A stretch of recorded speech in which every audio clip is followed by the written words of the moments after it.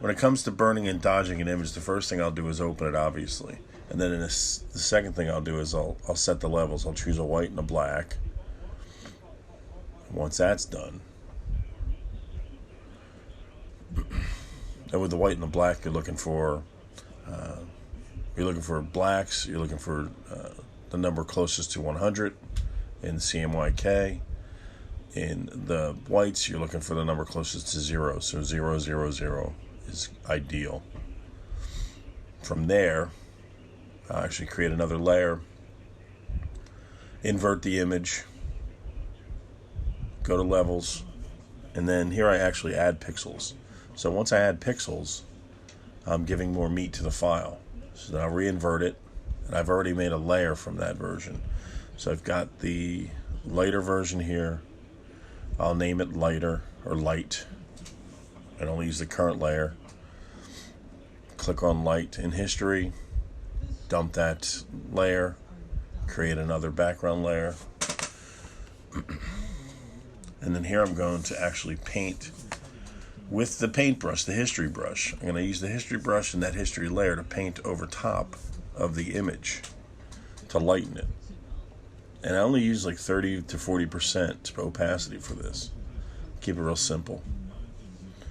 Lighten some of the face on the other player.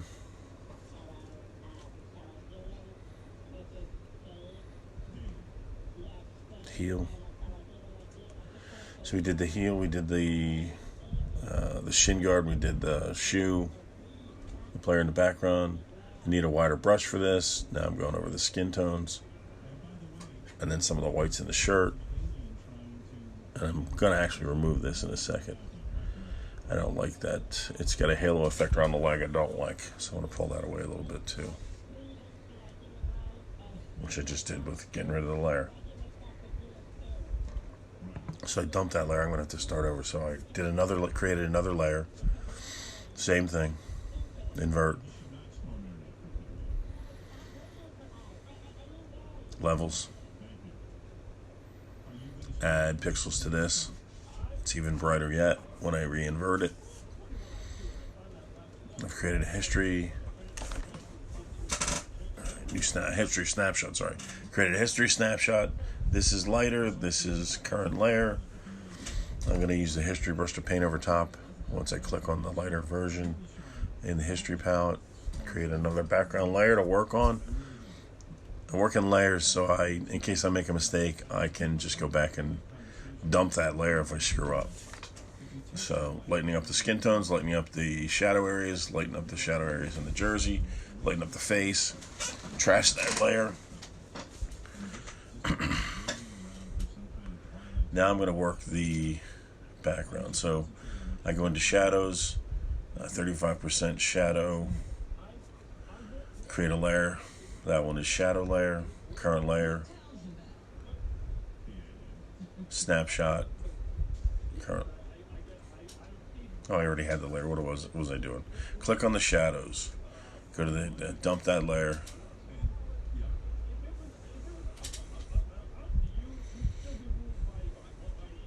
Create another background layer to work on.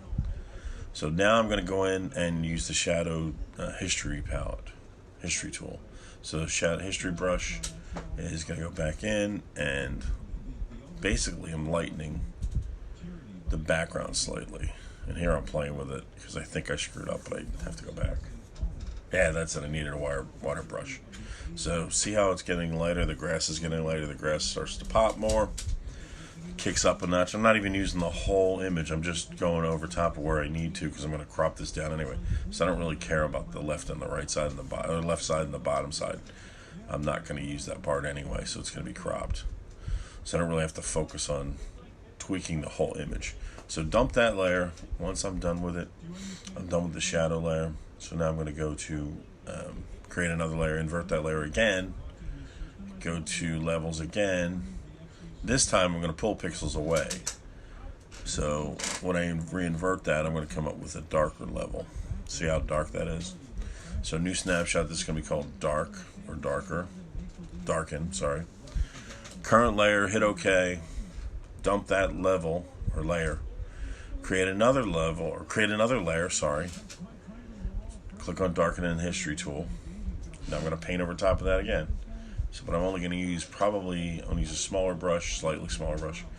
And I think I kept this, yeah, I'll keep it at like 26% opacity. And I'm going to burn in the whites a little bit, which I think is a little bit too dark, it's a little bit too much there. So I may redo that. But I do need, there's a little spot right there. I need to redo that. That's it. Get that down a little darker. So the goal is to make the athlete pop, her skin tone pop. You don't really want the whites to pop.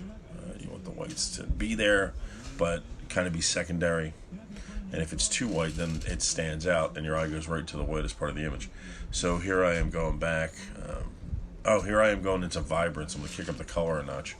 So I hit Vibrance, never do saturation. Saturation colors the actual image, all the colors. Vibrancy actually just colors the color version, or the color pixels.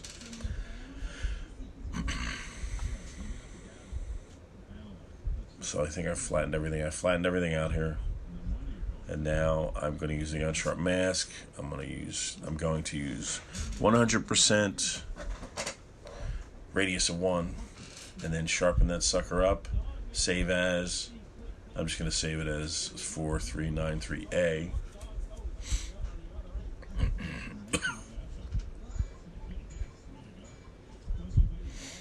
That's simple. Okay, and then I'm going to go, I'll actually crop this too, but and then I'm going to pop into Photo Mechanic. I'll show you how it looks.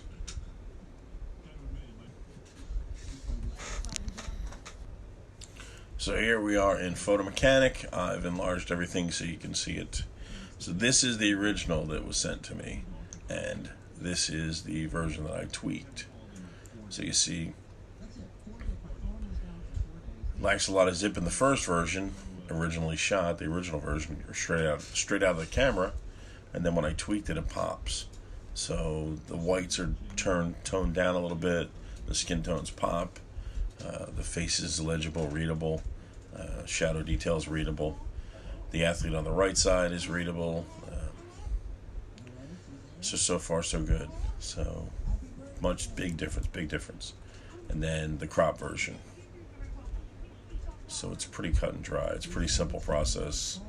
Only generally takes me about 5 to 10 minutes per image to work on, to lighten them. It's pretty easy technique. So there you have it. That's what we got today.